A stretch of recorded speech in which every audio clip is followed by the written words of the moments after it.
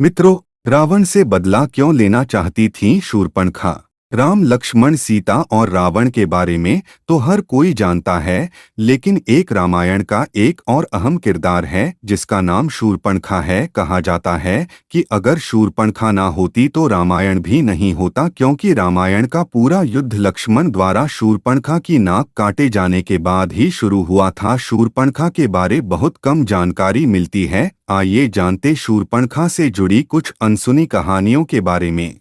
शूर्पणखा की शारीरिक बनावट राक्षस के परिवार की होने की वजह से शूर्पणखा को अपना भेष बदल लेने की शक्ति प्राप्त थी। वो अपने चेहरे के रंग के साथ साथ अपनी आवाज भी बदल लेती थी। वाल्मीकि जी के अनुसार शूर्पणखा का रूप रंग बहुत ही डरावना था।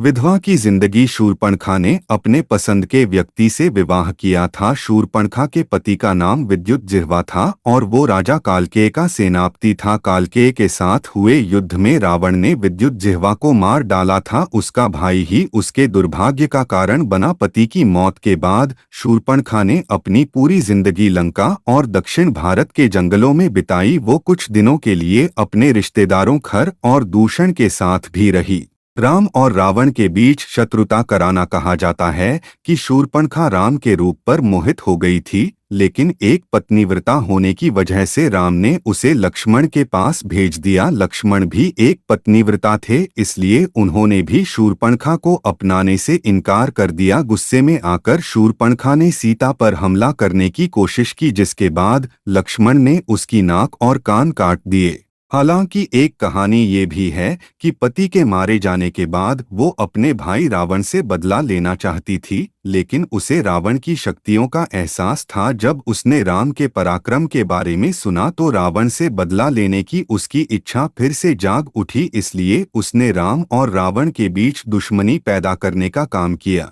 जिसकी वजह से रावण ने सीता का अपहरण किया और अंत में राम के हाथों उसकी मृत्यु हुई। शूर्पणखा का अंत। कहा जाता है कि राम और रावण की मौत के बाद शूर्पणखा विभीषण के साथ लंका में ही रह गई। कुछ सालों के बाद शूर्पणखा और उसकी सौतेली बहन कुंभिनी समुद्र के किनारे मृत अवस्था में पाई गई थीं। तो मित्रों, यह थी आज की हमारी कहानी।